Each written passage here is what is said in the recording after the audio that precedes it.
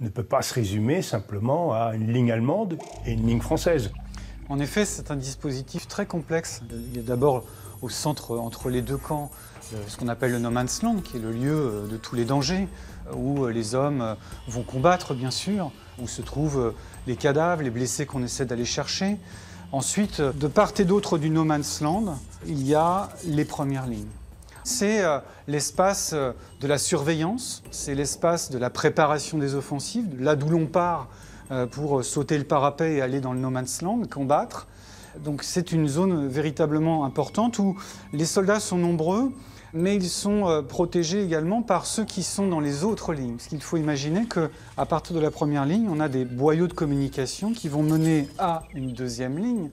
Cette deuxième ligne, on a des effectifs parfois plus importants. Ils vont venir en support des premiers lorsqu'ils sont attaqués, par exemple. Et puis, à nouveau, des boyaux de communication qui mènent vers une troisième ligne.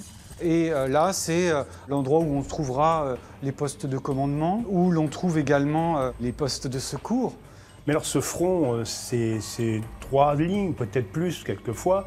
Il doit être alimenté, il doit être nourri. Il y a donc un arrière-front immédiat. Voilà, tout à fait. Il faut imaginer à 5 km à peu près de ces différentes lignes, toute une organisation qui va alimenter ces hommes qui combattent et qui vivent sur cet espace.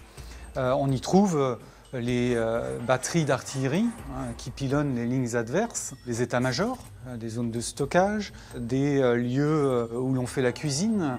Alors il y a les gares de triage qui jouent un rôle important puisqu'elles sont en fait le maillon entre cet espace de front et l'arrière.